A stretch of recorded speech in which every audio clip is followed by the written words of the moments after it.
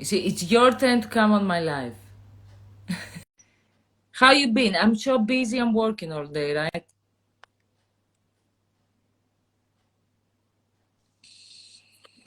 Okay. I don't know what happened. I got too excited of saying that we made it. I jinxed it. I jinxed it. Okay, I'm not gonna say anything else, okay? And now I'm gonna leave you to it to tell your story, but I think everyone knows you in one way or another. They've seen television or on a poster somewhere. So, but yes, give us your story. Oh gosh. So hello. I'm Monique Dior Jarrett. I'm a model, dancer, and I'm also one of 5 directors of an arts-based company that helps people with disabilities, both artists and children in education, and we use different art forms to sort of bring representation to the media and in education. So yeah, model wise, it was a very strange one how I started. Actually, I had no idea this was happening, but the agency that I'm with, which is Zebedee Talent. Hey, anybody who's with Zebedee Talent? Yeah, so they contacted my dance teacher, because I did ballroom and Latin, competitively. So yeah, I was with a group and they contacted my dance teacher. They were just starting out and they were like, do you have anyone that you think might want to be a model? I was minding my own business in America on holiday and I get an email at 3 a.m. saying you need to send your pictures to this agency because they're really interested. And I was like, what's going on? Sent my pictures, which were actually really bad pictures because I had no idea what's happening. I thought I'd just better send it straight away. And to be honest, they did get back to me a couple of days after and was like, thank you for the pictures, we'll let you know. And I was like, right, that's it. Yeah, definitely not. Got it. And then it was after that I sort of researched who they were because I'm rubbish at actually like keeping up with work and what people do and researching. Yes. And yeah, it was literally a couple of months or a couple of weeks actually, I think later, they contacted me and said, would you like to come for a photo shoot? It's in Manchester, which is always great because that's where I live. And I was like, yeah, why not? It was funny because I decided to have a yes year that year because I was told by quite a few people that when I've been asked to do certain opportunities, I say no and I should say yes. But I say no because I don't feel I'm qualified or I feel someone better is, able to do it. So I always used to say no. And I was sort of told off by quite a few people. And so I was like, okay, I'll have a yes year. Unless it's dangerous and life-threatening. Yes. Only then I say no. So this was within my yes year. Okay. So I said, yeah, why not? Went down, did the photo shoot, which was amazing. It was a body positivity photo shoot. A little bit scary because it was in my swimsuit.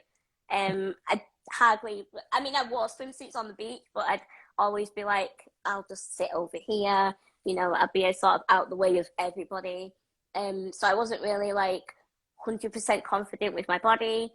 Yeah, so to be in a room with like 30 odd people, all in their swimsuits and just be like confident and they all had disabilities and differences was amazing. And it literally just went from there. I got signed. It was funny because they thought I was already signed and I wasn't. So that was like in September and I actually signed with them in November. So yeah, it was great. But yeah, that's literally how my modeling sort of career started. Wow, okay. That was, totally unexpectedly. So, yeah, so it's not something that you actually were chasing as a goal. It just happened. Yeah, yeah. Are you enjoying it? Is it as exciting as it seems? Yeah, I mean, I'm loving it, absolutely loving it. The doors it opened for like body positivity, especially because like I said, I wasn't that confident with my body, which Yeah. I mean, most people wouldn't be if they never see a body like theirs in the media. So after the first photo shoot, and then it got into like the Huffington Post, and it was like everywhere. I was like, you know what, I feel that this needs to be done a little bit more, especially with bodies like mine. So yeah, it just sort of spurred me on to do more, and yeah, it's been crazy. It's been amazing. I've done some unbelievable work through modeling. I did a Facebook ad. I've Yeah. done like I TV advert. sorry before we go. Like I like that. I love that advert. I don't know why. It makes me feel I don't do dancing and all that. Not even when I'm out. I'm like, I just sit there. So that like it makes me like I'm like let's go. I don't know. It gives me like Good, good. yeah, it has something like maybe it's the beat and like you see everyone dancing and stuff. So I remember when I first saw it, like I actually liked it so much. I was like, yes, that's what I'm gonna upload before I live. But yeah, that's crazy. How did you get into a Facebook ad? Like, how did it? Because as you say, everything happened like so fast. Yeah, it was crazy because I've been doing dancing for quite a while. I mean, before I was dancing with the group I was dancing with. I've always loved dancing as a kid anyway. It just Mm, made me feel really free, but I never did it in public until I was like 15. mm, So I actually ended up in the Commonwealth Games, the Manchester one in 2012, like the opening ceremony, yeah. which was like a real buzz, and I was like, I really want to do this. But then, like, real life happens, and being advised also by like school and stuff that art wasn't a real job, blah blah blah. So Yeah, I had to, yeah, so yeah. I've heard a lot of people has had that. I thought it was just me, but that's good. It wasn't just me. it is. And I think, I mean, I don't feel that people actually get it that much nowadays because Yeah, people have gone like really arty now because obviously you have a lot of things on social media also like TikTok and all that which you need to be creative. exactly. And it's actually a thing because like if for example let's say I don't know because we are the same age like about like I'm 2 years younger and so roughly we've grown up with obviously the same sayings the same everything so you always get that. I remember I never remember anyone saying oh I want to be an actress or something like that and you don't get that you're gonna starve, find a real job, that's not like or do a degree and then like if you still want it like after 4 years you can still get into always all these things. But now, or for example, if you said like, when we were growing up that, oh, I'm gonna be a YouTuber, let's say, no way, like, No chance. yeah. But now I feel that, people can actually see that, you can actually get paid for these things. So you can actually do what you want. I mean, if you're doing it for the right reasons, because I feel a lot of the times people won't do it just for the money. Yeah, But I mean, if you actually enjoy that and you love like that creativity, it gives you so many options nowadays. And parents usually can understand that. Okay, they can try it. They can actually get paid since they're 16 and stuff. So it opens, as you say, more doors than when it used to when we were growing up.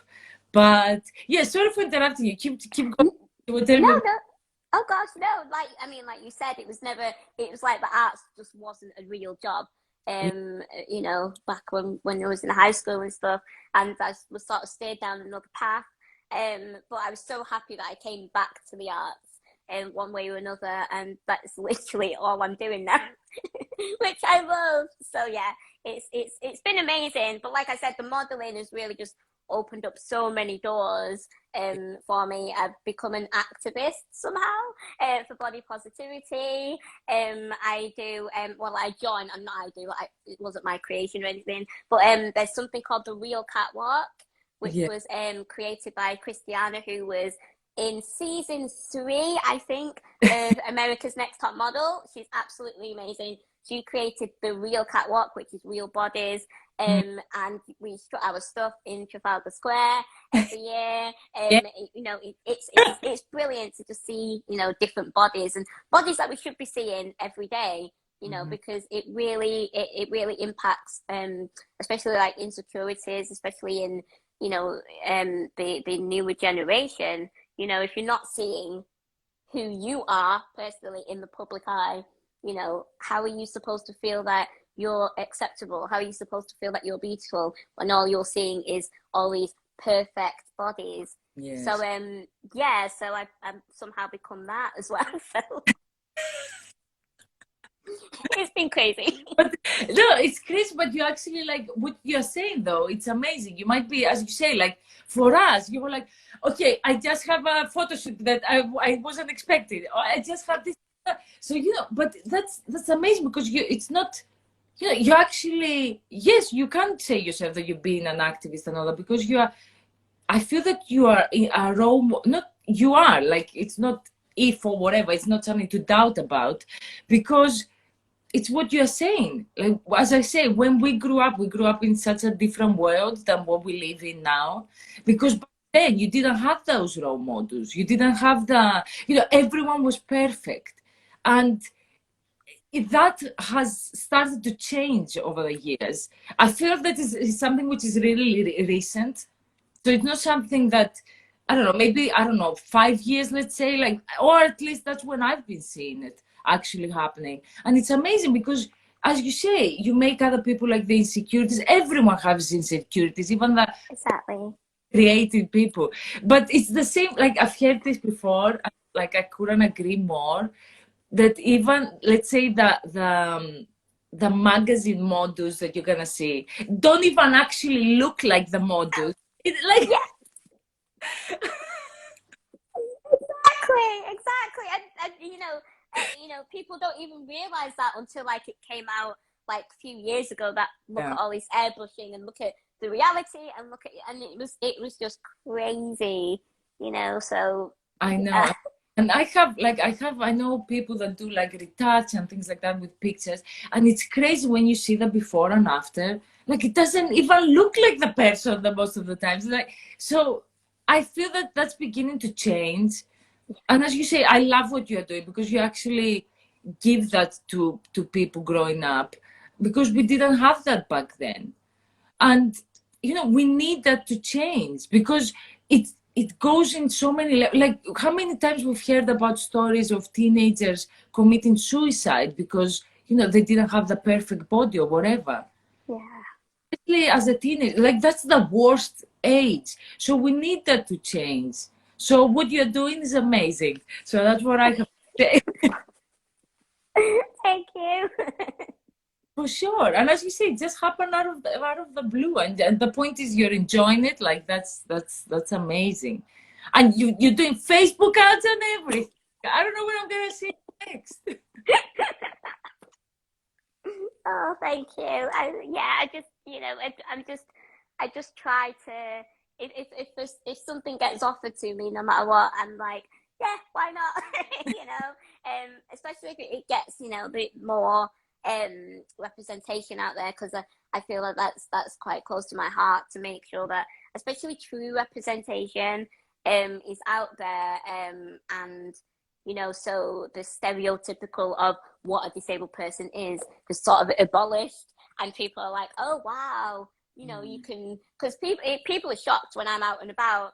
Like, I live on my own, I drive, you know, I work, and people are just like, some people just let the jaws drop when I'm like coming out of my car and stuff like that. I'll go into the supermarket, just everyday normal things, and people are just really shocked. And it's just like, I need to do more of what I can to make sure that, you know, the world, it's not a shocking moment anymore, that I'm able to, you know, go to the local supermarket and get my own food, you know. I understand what you mean, but it's good that you are in that that position of modeling, and obviously, as I say, modeling for Facebook and companies like, which are really big. Like, who doesn't have Facebook? Obviously, everyone knows about it. So being able to do like photo shoots or ads and all that for companies like that, then you get more eyes on you, and obviously then you have a different impact to the world, because obviously when someone knows you, you can impact the world like so in so many ways. And that's what I love to do. Like that's what is my goal, like to manage to get that impact to the people, because the moment you reach that level, like you have a choice how you're gonna impact people. Like are you gonna go the highway or the other way? Like, yeah. So, but yeah, it's amazing. We do need to change the world for that, because as I said, we never had role models as such, because people that had a disability when we were growing up, you know, they usually were living, as you say, even going to the supermarket and getting your own groceries. It was like, oh my God, that's amazing. How do they do that and stuff? It's like, no, you know, you have to live with your parents until you're like 50 years old, or, you know, they had this like such a different mindset. And it's not like we are 80 years old, like we are 30 something. Like it's crazy how it was just a few years ago that people had like that mindset. I don't know. Yeah, I find yeah. it, It is mad because even speaking to my friends that are maybe a little bit older than me, to know that, like, you know, back in their day, they technically weren't even legally have to be in mainstream education and stuff. It is crazy. It is absolutely crazy. But yeah, I feel very, very lucky that I'm in the position that I am in, to be able to sort of push, you know, to try and make a difference. I'm trying. I think you're doing amazing. But yeah, the other thing that usually people also assume things. I did this live with, I don't know if you know her. Her page is Beauty Mark Community. It's amazing. Yeah, like, Yeah, yeah. yeah. Which I love the term beauty mark. I was like, can I use it? She was like, you need to use it, because that's how, you know, people are gonna say it. Because I love that, like beauty mark is Yeah, like disability and this and that. But like, oh, when I did that live with her, that's what we were saying, that people usually assume that someone that has like a beauty mark or disability, they can't do things. So, for example, which I think that is like, you know, that's disrespectful. I know that someone might, you know, you might be doing it from the kindness of your heart.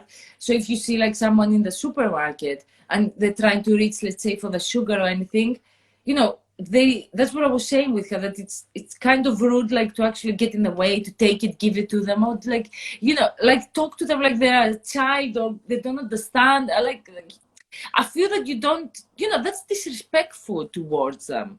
yeah.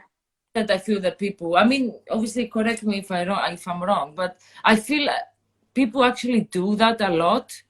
Yeah, they do. I mean, I always say, especially to like my disabled friends, that are quite. I have a couple, not too many, a couple of friends that are like, oh, I hate when people ask, if I need help, and I'm like, I mean, they're just trying to be nice. It's better that they ask than Yeah, they assume and just do it for you. And then, you know, and it helps people like me who literally do need help getting something off the top shelf. And when I'm struggling and someone's like, do you need some help? I'm like, yes, thank you. Yes, yeah. please. You know, but if you're the person that's like no and gets really defensive about it, then that doesn't help the rest of the community. You know, I always try to say, you know, be nice, you know, speak to people the way you would want to be spoken to.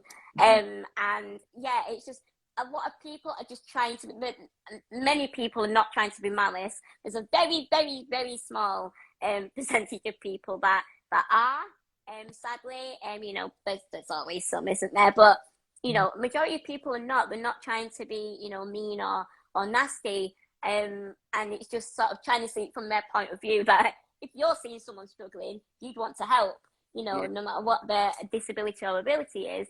So, yeah, I really, I really like it when people ask me if I need help, just I as long as they ask and not assume, like you said, because yes. assuming gets people into trouble, I have found. Yeah. I think, okay, so we give you two stories. So one is from Beauty Mark. So that's what she was saying. That she was in the supermarket and so she went to grab something. It was something like that from the shelf, and it might had fallen. I don't know, something like that happened. And this lady came up, and actually, because she was holding her baby, And she obviously like thought she was gonna drop the baby. I don't know what this lady assumed. She actually took the baby off her. Oh wow. Yeah.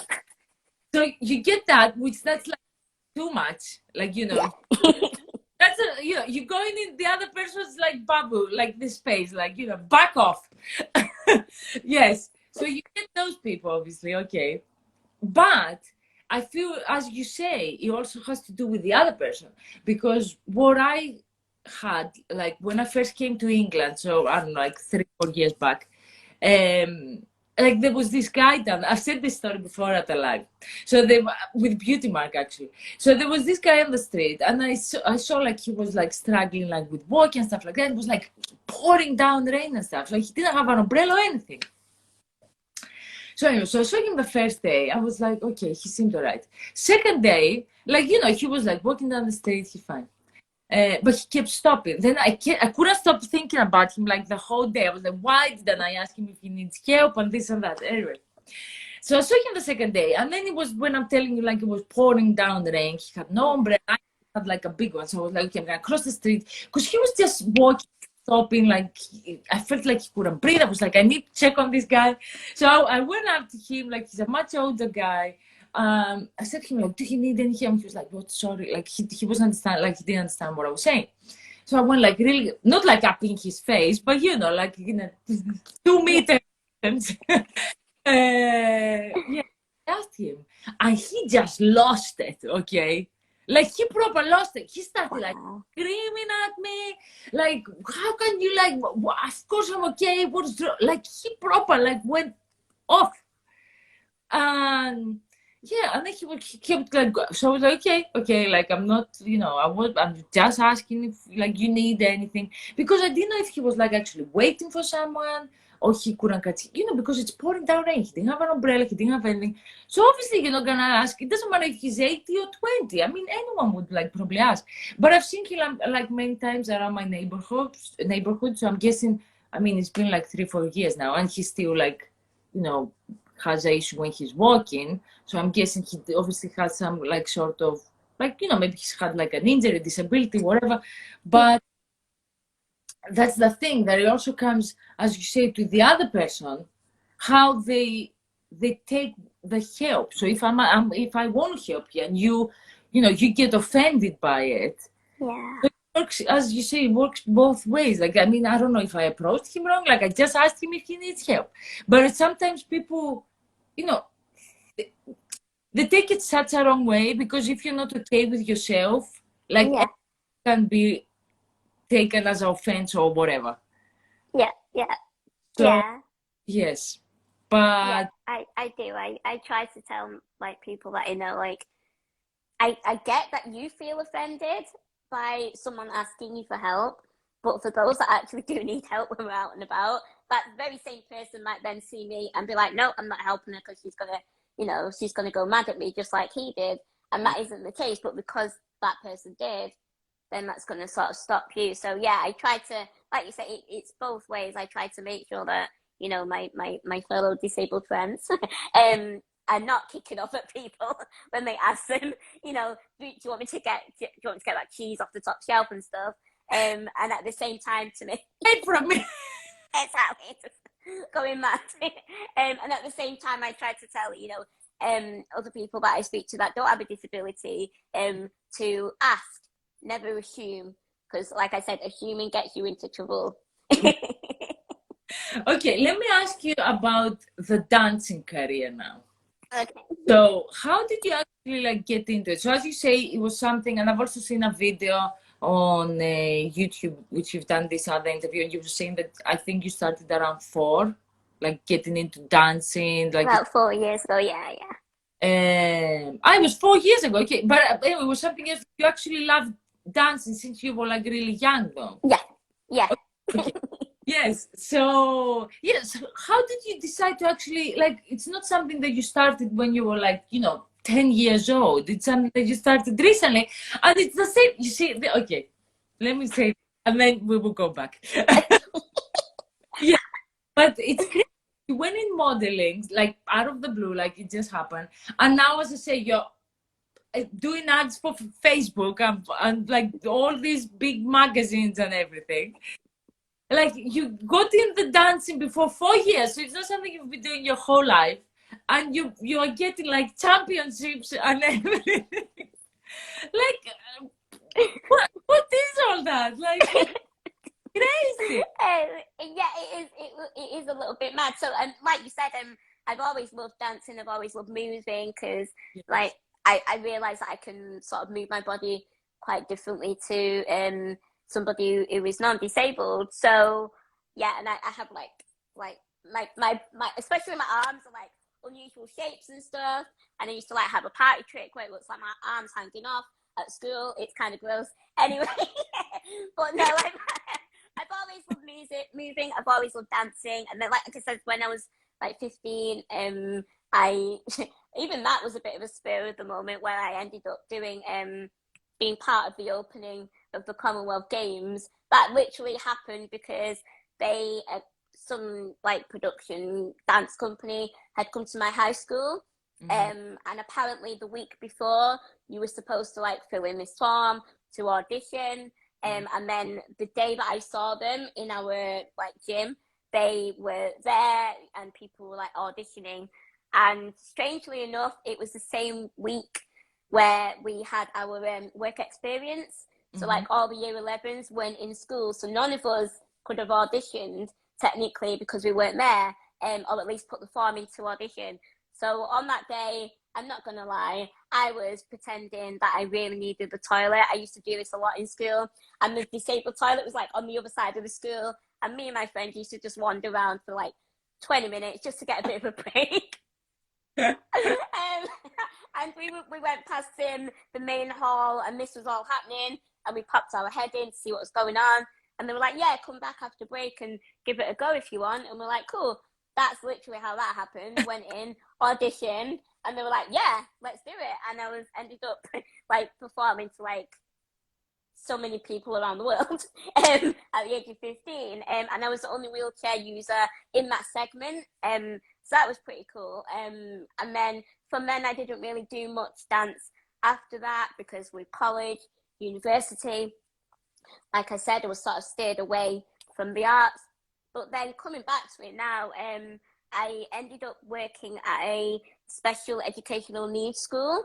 And I'd heard about wheelchair dance, and this is going to sound really bad, like wheelchair dance, when someone says it, like you've seen videos or you've seen it in other places as a disabled person, and all I remember is like someone being in a wheelchair and just moving like left and right and forward and backwards, and that was it. And that's all I sort of remembered, and it was just like, no, not a chance, I'm not doing that. But then so at this school I worked on the reception, which is right next to the sports hall. This lady was teaching some of the kids in the sports hall the dancing. I had a bit of a peek in while working. I was definitely working, I promise. And it was really cool, like what they were doing. And then she actually caught me dancing on reception, and we came out and was like, you should go to this group. This is where I train. You should try it out. It's not too far. Literally months later, I was like, actually, you know what? It was near my birthday, I remember actually. And I was like, you know what? I'm going to give it a go. Again, my yes year. I went to the class. Literally just walked up to the class. Really enjoyed it. Realised I couldn't do it in my electric chair. So I'm usually in an electric, very robotic looking electric wheelchair. But it has a safety feature on it where I can't spin too fast. Anyway, realised that I couldn't really dance the way I wanted to in that chair. They had some manual chairs, which I really struggle with normally, but these were like sports. They were like basketball wheelchairs. That's the best way I can describe them.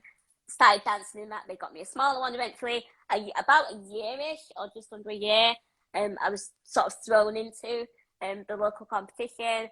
Did pretty well. A few months or about a year-ish after that, was like thrown in to an upper level with an amazing dancer in the group, and I always like sort of looked up to her because she was like so cool. You know, she was one of those like, wow, I wish I could do that. And then all of a sudden, my dance teacher was like, yeah, so I'm going to partner you up with her. You'll be going up like a level or two in dance classes. And I'm like, what? And then we literally had like about 2 months, so literally like 8 weeks to like dance with her. So dancing with someone new, learning like 8 different dances, like proper routines, to go to Holland to go and do a competition. I was like, okay, as you do, you know. Somehow we came. I think the lowest we came was like fifth, I think, which was pretty good compared to like everybody else that was like danced together for like years. And yeah, people were like, oh my gosh, you guys were, you know, you were great for like because they'd known my dance partner at the time. They'd known her for a couple of years already because she'd been to the competition. And they were like, oh my gosh, you guys danced so well together. How long have you been dancing? And we're like, yeah, 8 weeks. And they were like, what? What? Well, yeah, And it, to me, yeah. like as you say, other people. I mean, I know from friends that are dancing and stuff. Usually, when you have a partner, you know, you have them for like years and years. And Yeah. at least if you don't have them, even when you have a new one, before actually like going to a competition, like you need to have them at least for like 2 years or three. Like, Exactly, right? No. My dance teacher was like, you guys would be great together. Just it happened. It worked. And yeah, then we were asked to like dance in other places, like Slovakia. And we went to dance camp, which was the highlight of my life. And I'd always wanted to go to some sort of camp. I was very into American stuff back then. So I was like, I want to go to summer camp or something. So we went to a dance camp. I was so excited. It was hard work, but it was amazing. Yeah, we got asked to do all kinds of competitions, and it was great. It was just after a few years, it sort of took a toll on my health. And I realized that in the last competition that I did, which was just before COVID, like my breathing was like really affected.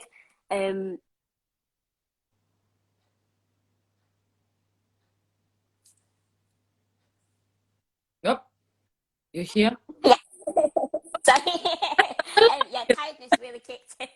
I was like, oh no. Yeah, so fatigue really kicked in. My breathing was really bad because I was doing more dances, had to do all kinds of stuff. And I was just like, I can't do competitions anymore. But also, I really wanted to learn new dance styles as Yeah. well. So I was like, you know, I want to stop, but I don't because I really like dancing. But then, in a very weird way, COVID was kind of, and it sounds really weird, but it was a little bit of a blessing because it sort of forced me to stop, Yes. just completely stop. And sort of, I found some classes online that were like showing different styles of dancing that I could do, and I gave that a go and really loved it. And yeah, it just sort of snowballed from there. And then with the modeling, I just literally got, I think it was through like a message saying, you know, would you like to, you know, see if you want to sign up, not sign up, but like, you know, Yeah. maybe audition for this. And I was like, yeah, why not? By the way, that's a lot of my life. It's like, yeah, why not? I feel that Oh, wow.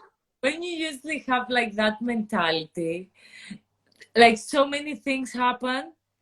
Like even I will give you the simplest thing, okay? So even when someone, and I think everyone can agree on this one, like when someone says to you, like, you know, let's go out, and you're like, oh, well, you know, you don't really want to go out, but you want to, you know, you're in that phase, and then they're like, oh, come on, and you're like, yeah, okay, why? Why not?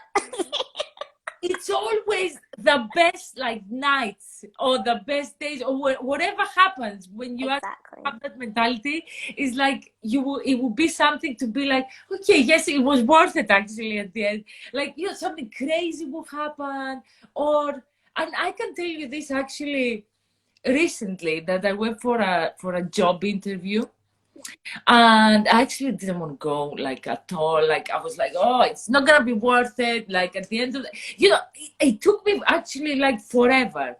I actually got to London and I was like, you know what, maybe we can just go for a coffee, forget about it. Like I was in such state, and I was like you said, okay, why not? Like what's gonna happen here now? And it actually was like amazing. Like it was, you know, it's, I was shocked. I was like, I don't believe was going to lose this opportunity, you know. So yes, so I think it's great when you're in the middle of, like, you know, kind of yes mode, and why not like a bit of Yeah. yeah, I agree. But okay, so what is like your future plans? Would you go back to dancing? Like, obviously, I'm guessing you're gonna continue modeling and all that because it's going like crazy. Yes. Yeah, it's strange actually because, like I said, with the dancing, I did the online classes and stuff, and through that with the company that I'm one of the directors of, we well, like the head of the company knew a really great dance company that's inclusive in the UK, and I've heard a lot about them. I'm not gonna lie, I was fangirling a little bit. And I was like, and because I'm the only dancer sort of within the company, they were like, you should facilitate this project. Yeah. So we did a project with them, and from that they contacted me and was like, we've got something coming up. Would you like to, you know, be part of it? And I was like, yeah, why not? I should just get that on a t-shirt. I had no idea what the project was. It was funny actually because they were like sort of hinting what this project was, and I was like, not a clue what you're talking about, but why not, let's do it. Went down, and it was announced that we'd be dancing for the Paralympics homecoming on Channel 4 in Wembley, and I was like, okay, cool. So, the Stigma as well, we'd be dancing to Stigma, which I seem to be one of the only excited ones about that because I knew who Stigma was, and everyone was like, what? No, because they're mainly contemporary dancers, where I'm like, I'll just give anything a go, and I knew it was like really heavy, like house music. So I was like, yeah, why not? But yeah, so I ended up doing that about it was end of September. So I'm still definitely continuing the dancing, because they've asked me to like do a couple of other projects with them, which is amazing. But yes, so I'm definitely continuing dancing. It's just mainly, it's not really going to be, it's not really going to be ballroom and Latin, but it's definitely, I'm still dancing. So yeah. Okay, yeah, that's good, because as you say, it sounds like you actually like enjoy a lot, and you do such amazing things with that also. Like, so as you say, if obviously it doesn't have any impact on your health, like, yeah, why not? Exactly, and it's not like the pressures or anything of competitions and having to like be on the dance floor more or less all day. It's just like you're training, and then you do a performance, or you know, you're training, you're doing something. So yeah, I really enjoyed that instead. So yeah, I'm gonna hopefully keep up with that.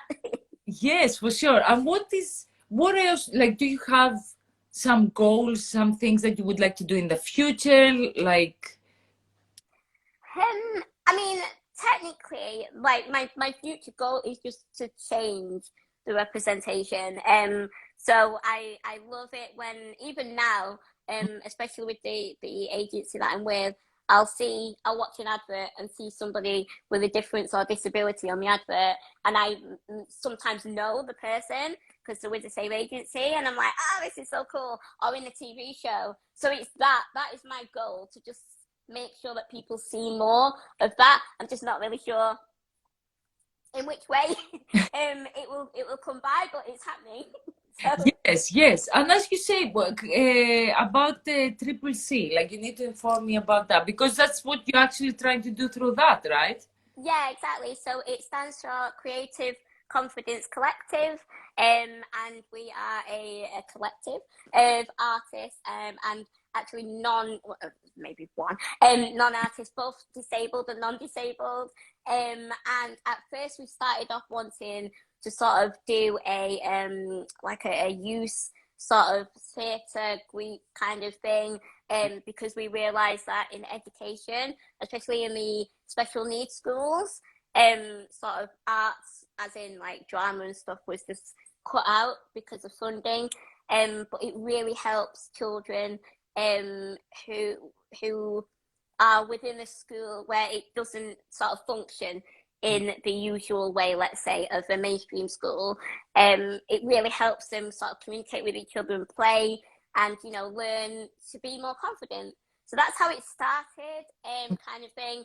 And then it sort of progressed to, we had like an offset within the company called DANC, which stands for Disabled Artist Networking Community. So we bring disabled artists together with the industry, and we sort of bridge the gap for the industry and the artists to make sure that true representation is on TV. So we've implemented in quite a few like TV shows, there's been quite a few where we've helped, and directors and stuff like that have come to us, and we have like big meetings with everyone, and we just discuss, and we're always solution focused. So it's not the kind of group where you just start shouting and saying all the opportunities you didn't get. We're like, we stay away from that and be like, how can we make sure that the opportunities are there? How can we make sure that, you know, maybe the directors or whoever doesn't feel afraid of hiring somebody with a disability? We just sort of make sure that all the fear and everything is gone, and that the disabled artist is getting the work that they deserve as well. So we've sort of been doing that for about 4 or 5 years. Everything's about 4 or 5 years in my life,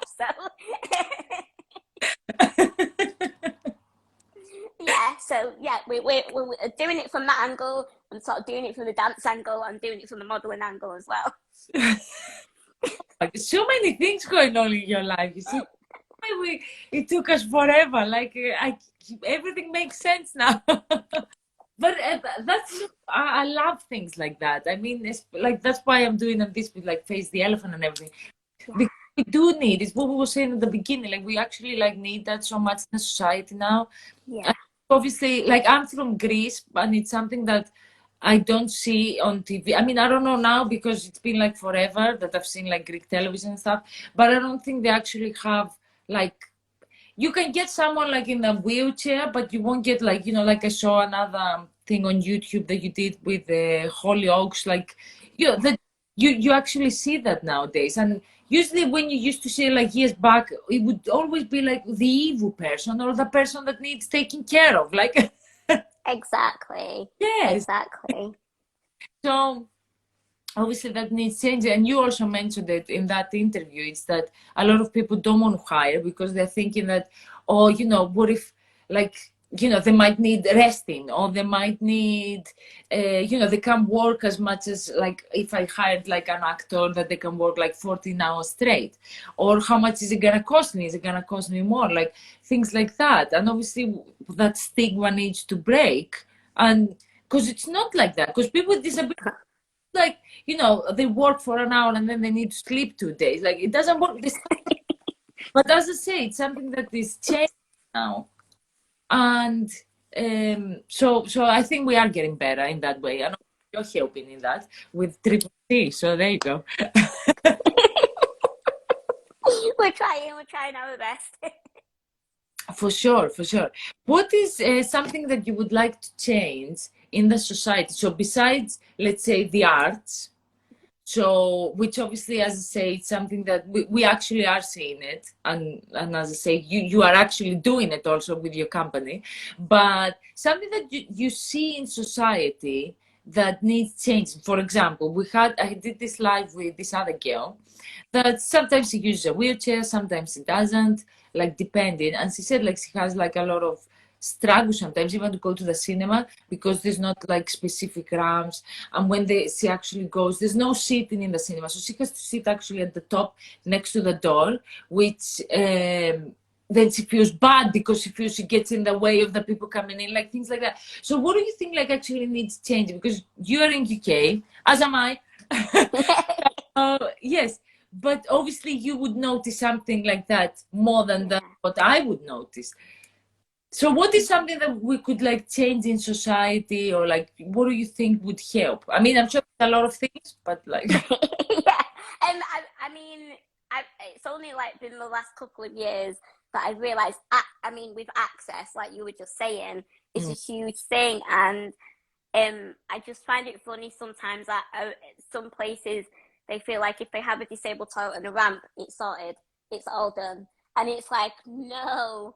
And I've also noticed a lot as well that because we get to speak to like in depth with certain companies and stuff, when we ask companies, who did you speak to about the access, to put disabled access? They're like, oh, this company, and then, research this company, and not one person in that company actually has a disability. And it's like, so I find that the world needs to ask disabled people first. That would help. That would save the world a lot of money. And also not to, to assume, assumptions just need to sort of stop. And the stereotypes need to sort of end, because again, like I said, that's what gets people into trouble. So if people stop assuming, but if the stereotypes were also not there within, especially within the media, because that's what we learn from the most is the media. So, if you're saying, if a company's saying, oh, we have a disabled person, and the stereotype for a disabled person is a wheelchair user and nobody else, no hearing impaired, no visual impaired, then that's what society is just learning, and that's it. And that's all everyone's going to think of. Where it needs to be broadened. It needs to be shown that there are a variety of disabled people with all different abilities and disabilities. But it all needs to start with the disabled people. Ask the disabled person, make the changes by asking the disabled person, please don't assume, because like I said, it gets you into trouble. Yes. And actually that's what I was saying in this other life, because so I actually found this other, because everyone that I find, I see them like from Instagram or something. I've been seeing you for like since forever here and there, but yeah, so I found this other girl, which was also Greek. So it was like, I was like, oh, okay. So I was speaking with her, like, before the live, like, what we're gonna say, this and that. So she's like, I want to ask you a question. I was like, okay. She was like, okay, so like, do you have a disability? Like, like, what's your situation? I was like, I don't have a disability or anything. And she actually couldn't believe it, because she couldn't understand how I am doing something like this.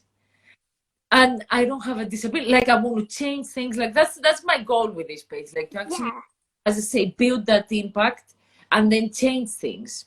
So she couldn't like comprehend like someone like normal, like actually wants to help, let's say, in some manner.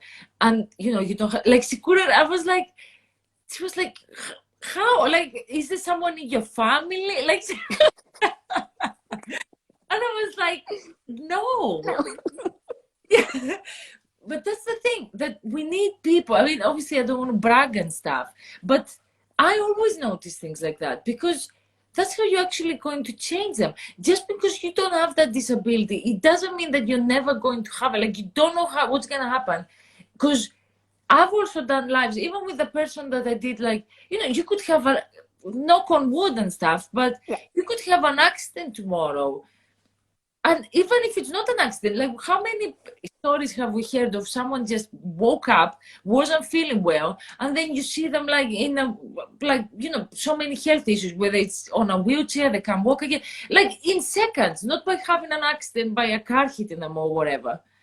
So you never know what's going to happen like the next day. You don't have to wait until that happens. Or if, you have a child that ends up to being disabled because it was born that way, or to actually, because that's how it usually works. Like, or is it someone in the family, or something happens in the future and they're like, oh, okay, yeah, I notice stuff now and things like that. No, you need to notice them before. And that's what we're saying at the live also, that I mean, I don't know about the English like in UK, but like I know, like in Greece, there is no one. I can't think of anyone in the government that has like some sort of disability, even if it's like, just being in a wheelchair or whatever. Like, we don't have. So it's as you say, if someone, let's say I decide tomorrow to open a coffee shop. Not me, I mean, because I would think of it, but someone else. What they would do is they would probably, like, as you say, call like Google a company. They would just come in. There is now. So I guess we have someone in the Greek government probably now. Okay. But yes, so they would just call the company, and that's what we've seen like so many times. Like even if you like Google like memes or whatever, you can see that it's crazy because they do like a disability, let's say access toilet, but it's just like the basic wheelchair. So if, for example, as you see, because yours is like a robot, like it probably wouldn't fit, like because they don't actually think of these things. No. They care is about not being sued or whatever, and then they'll be like, oh, here you go, I've already got that, so it's fine. But Exactly. like I've seen, oh, God, I'm gonna go on a rant now. Like I've seen, yeah, because it drives me crazy. And then you see like, oh, for example, let's say you've got the ramp, but then once you get there, there's like 2 steps. Yeah, I see so many, and I've been to some places with that where it's like a ramp and then a step to the. I'm like, how am I supposed to hover? What happened? Like, this makes no sense. Who did this? Yes, that's crazy. And that's what I was saying with the girl that I was telling you about the cinema, because she needs a wheelchair, but she can walk. But obviously, as she said, she actually went at this like restaurant, whatever. Oh, it's crazy. So she went there, and there was a step, so she had to actually get off her wheelchair, pick up the wheelchair, and like going. And it's like, that's so bad because she can actually, okay, she can get up and do that, but someone else can't. Exactly. But I don't know. People don't care. As I say, I have hope for the next generations because we can actually see that happening now. So it is such a positive thing. But it's just that we are going so slow to work. Like we will get there, but it's just going too slow. Uh, Now that we said about the government, because it's something. This is a question that you don't have to answer. Okay, Okay. but this is optional. Okay. Okay, so because I usually ask because I have a lot of people on the lives which live in the US, and obviously I don't know what goes on there, but so and obviously it changes from state to state, and you have all that. But does the UK government help in general for like funding? As you say, you have a car, like I know in the US, they help like in some sort, but it takes like forever, or like obviously everything changes, but is it some like does the UK government help in that way? They do, yeah. I mean, for me, like especially with my car, and my housing, they've really like helped. Health wise, we're on the NHS anyway, so Yes. yeah, it's just for me the only issue that I have, especially at the moment, because I'm a little bit older than 25, is if you're over the age of 25 or you're not sort of in the category of being a child anymore, it is quite hard to get funding, i.e. charity mainly funding you have to go to for wheelchairs, specialised wheelchairs, because unfortunately NHS, doesn't have the money to be able to provide specialised wheelchairs like the one I need, and the one I need almost costs the same amount as a car. So it's I only bet. like something, yeah, it's only something like that I would like hope the government would help with more. But also, even with like my housing and stuff, and there's certain benefits that people with disability can get, but that has all changed, which has been a bit of a disaster. And there's been sadly many deaths because of it, because the companies that they have hired have no idea about the majority of the disabilities that they are assessing people on to be able to go on these benefits. So all of that, just in my opinion, needs to be scrapped and needs to go back to what it was. Because yeah, you now get assessed on your ability and not your disability, which sounds great. Because people with different disabilities have different abilities. The problem is that, especially with most disabilities, especially like with mine, on your bad day, you are at your worst and you can't do anything. But they assess you on mainly a good day. So on a good day, I'd be able to get up, I'd be able to go to work, I'd be able to come home, make a meal. But then technically, then I can't wash up because I'm done, I'm tired, my fatigue has kicked in. but that's a good day, where they need to assess me on a bad day because the bad days happen more than the good days. And these companies have no idea about these disabilities, and they're just like, you know, can you cut a carrot? Yeah, boom. You know, she's able to do it. She's a master chef, more or less, and that's it. Then I don't get the care that I might need and stuff like that. And it's happened to so many people, and so many tragedies have happened. So yeah, the government needs to sort of book up their ideas, because again, I feel it's once again, you know, dictated and judged by people that don't have disabilities, have got no idea, you know. So yeah, it needs to, yeah, it needs to get its act together, and yeah, start really helping those that need it properly. Yes, I do agree with that, because I work with adults with learning disabilities, so it's autism and Down syndrome. Yeah. The government does the funding for like cars and stuff. Yeah.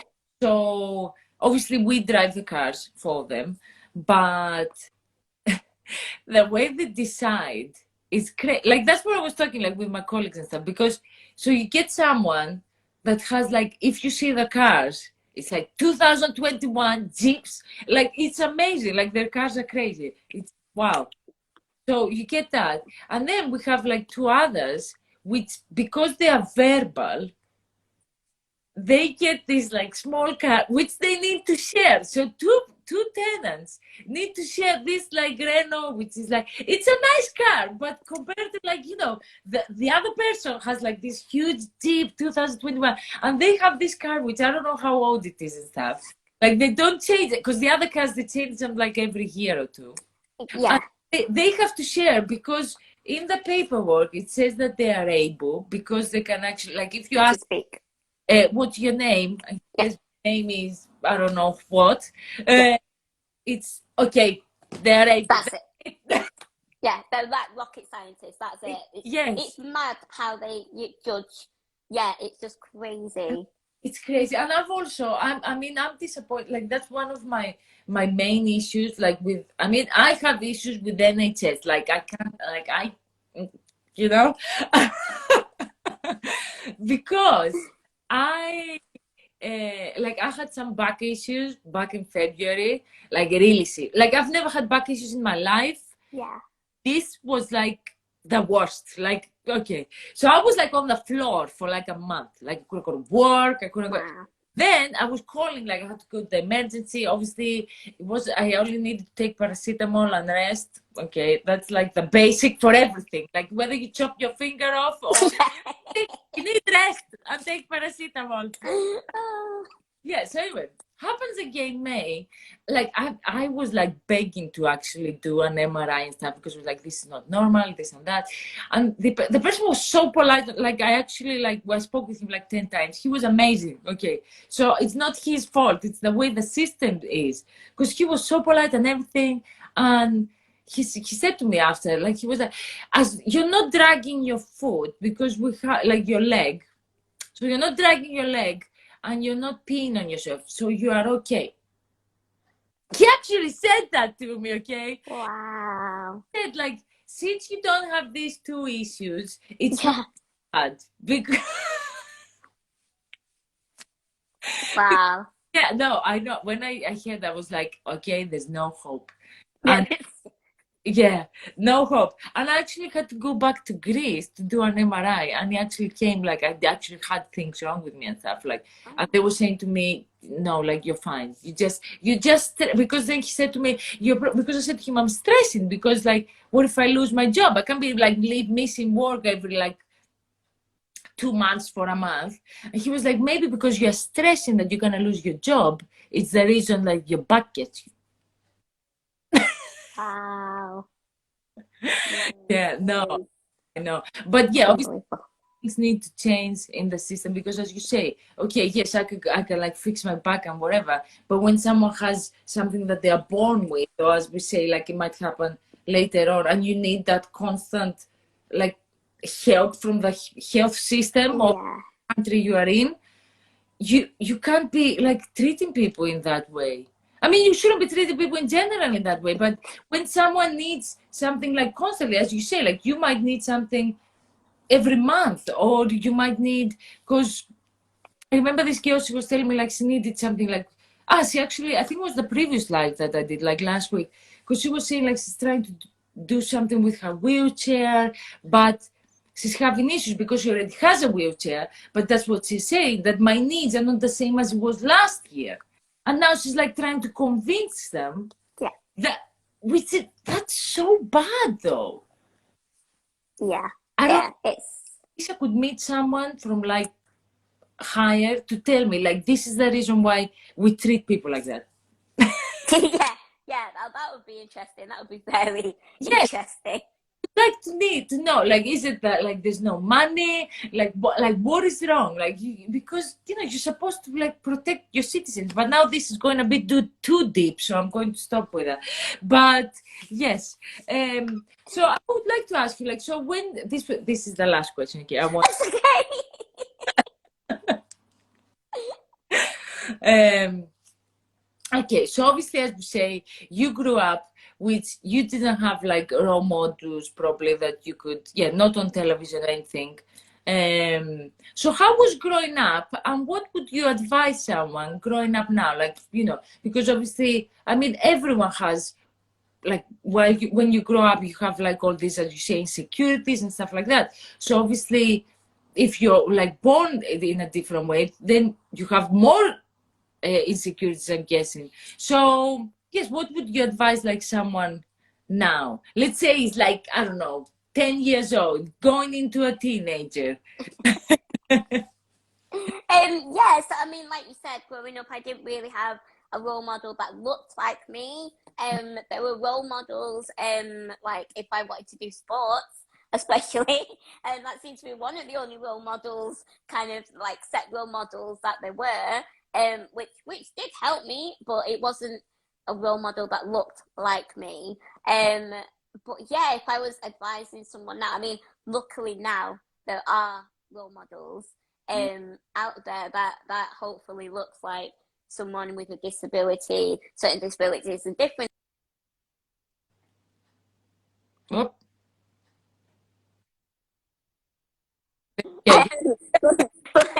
But for me, it was literally like I don't see anyone like me, Mhm. so I'm just gonna do what I'm gonna do anyway. I wouldn't say I was stubborn as a kid.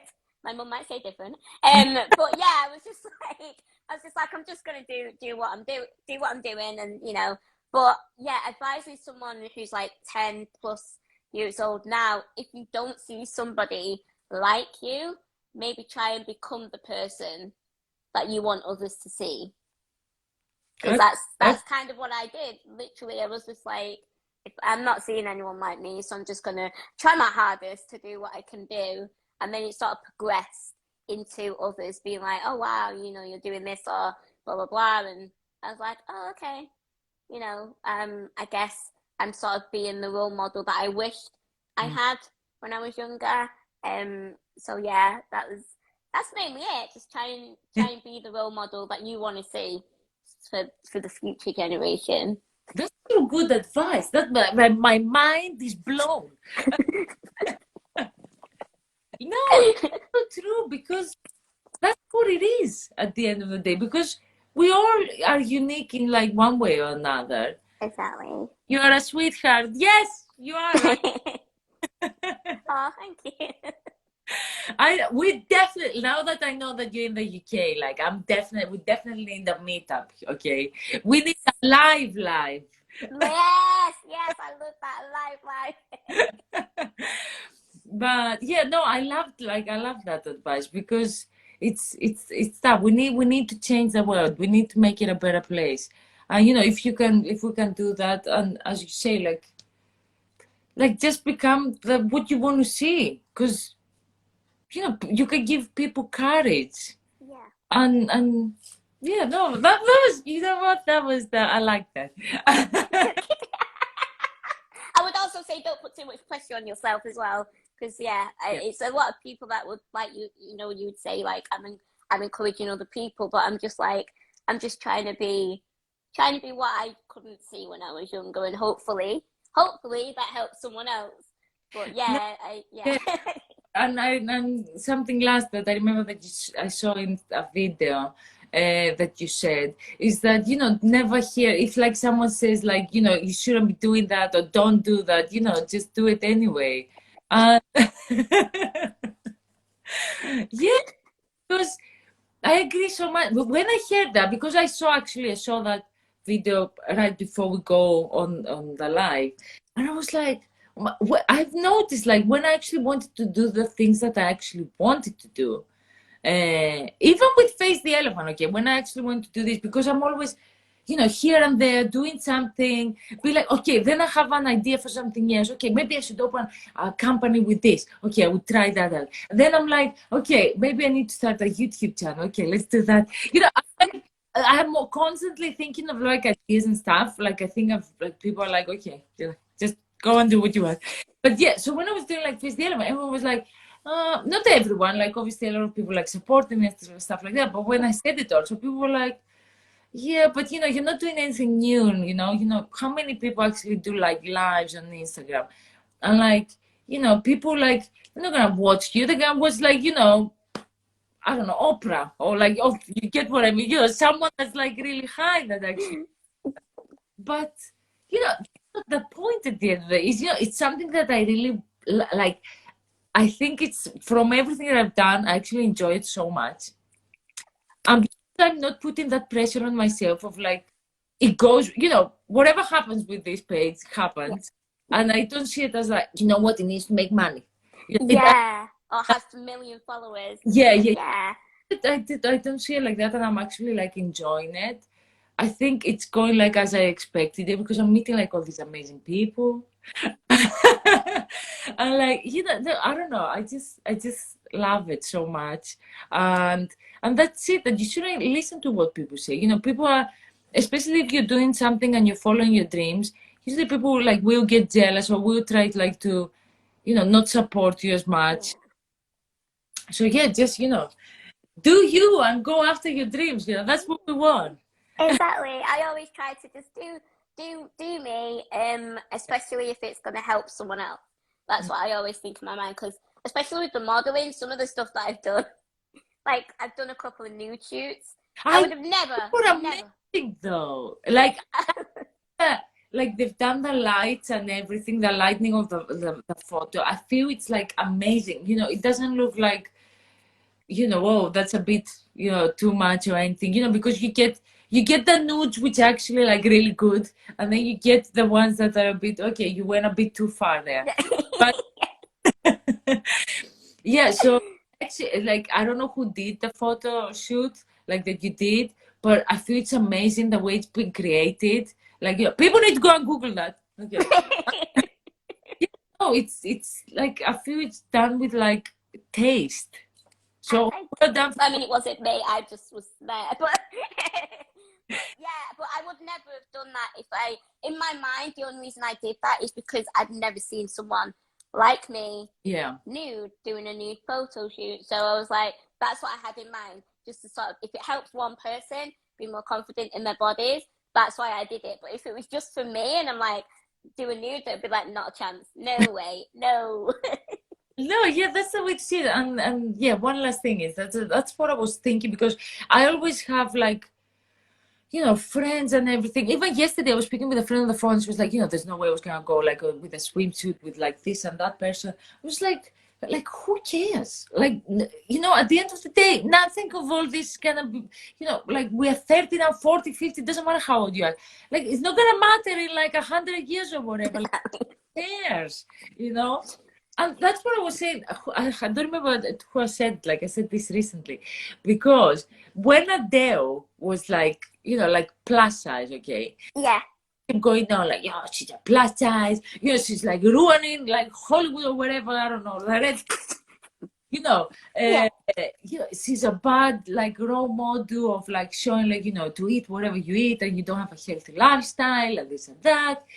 Now, you know how Adele is. Like, she's gone like, you know, half the size, and people are still going on about her. Being like, oh, like she doesn't look healthy, like something went wrong, like that's why she lost all the weight. Now she's portraying like that, you know, you need to be skinny in order like to people to like you on the red carpet and this and that. So like I feel so bad for her because I mean, I don't know, I'm sure she takes it like much better than, you know, she's probably used to it. But it's so bad because you can never win. No. Yeah, I learned that a long time ago. Yeah. You never win, and also, Oh yeah. if you're not gonna do something and then have regrets about it later, you're the only one that's gonna regret it. So just give it a go. Yeah, no, for sure. And as I say, it doesn't really matter, and that's why we have reached at the level we have reached up to. I mean, as we say, things change. That we hear about things like, you know, teenagers committing suicide because they're not like, you know, the perfect size and all that, and that's why we need it because it's everything that we see. It's usually like fake when it's like, you know, the perfect, I don't know what modus and this and that. Like we don't need that. And at the end of the day, I mean, I rather enjoy and eat what I actually love and stuff than eat like, you know, a piece of, I don't know, bread and that's it. Like yeah. I love that. Yeah, no, I mean, you need to enjoy this life. Like, you can't be, it's different if you like, obviously, I am all about healthy lifestyle, okay? I love it. I love healthy food. I hate the gym, but I like the healthy food and all that stuff, okay? But yeah, it's even if you eat healthy food, like, you know, and then you have other things, like you have thyroid, you have things like that. People are overweight when even if they try not to be. So, you know, you never judge. And someone can be overweight. Like I actually saw this video. I'm just ranting now again. I saw this video on TikTok the other day, like that there was this kid like she was like overweight and stuff, and she's like been doing like, you know, like cheerleading and stuff. Like she's going like in the air, like flipping 30 times and this and that. I'm like, oh my god! Like, you know, you can get someone that's overweight, but it's like so healthy, their lifestyle, everything, but they like being like the way they are. Yeah. See that and they're like, oh, they probably eat McDonald's all day, you know? Exactly. But that's again assuming. That's again the Yeah, society assuming, because that's what we've been taught through the media, that, you know, all plus size people are unhealthy, and that isn't true. yeah. And all skinny people are healthy, which isn't true. So, Well, that's for sure, because like, yeah, mostly, sometimes it's just your body type, because I know people that are like super skinny and eat like a lot, like, me too. and but that's how they're like built. But yeah, and you should never compare yourself. No matter what you do, no matter whether it's from the outside of like. I mean, I've gone through that. Not with that. I've gone through it like, for example, like videos. Like I would see a video and I would be like, oh my god, like why can't I edit videos in such way and be like, but you know, you don't know. The other person probably has like 50 people, like a team of 50 people. Yeah, Like, exactly. you can never compare yourself, and you know it would be just distractive if you do that. I feel like, as you say, you need to be like a role model. You need to be unique to you, and like, you know, life will take you as long as you work, but not too hard and put pressure on yourself. Balance. You need balance in life. Balance. I need to learn balance. No, I get that. I'm trying to work on that, but I'm getting there. Thank you so much for today. You were amazing. Thank you. Thank you so much. Like, I don't believe, like, I wanted, like, for so long to do this live, so I'm so happy about it. I'm so happy I could do it. Yes, for sure. Yeah, so I appreciate that. Thank you so much. I really hope to have you back for another live in the future. Yeah. Hey, we need to go for a cup of tea. Yes. Yeah, I like that. Thanks so much, and I will be seeing you probably all around UK in posters, so I'm not worried. Thank you. Thanks so much. Keep doing what you're doing, and we will speak soon. Oh, thank you so much. And thank you to everyone watching. I love what you are wearing. It's amazing. I want to tell you from the beginning. Thank you very much. I love it. Oh, thanks so much. Have a Thank you. You too. Bye. Thank you so much. Bye. Bye.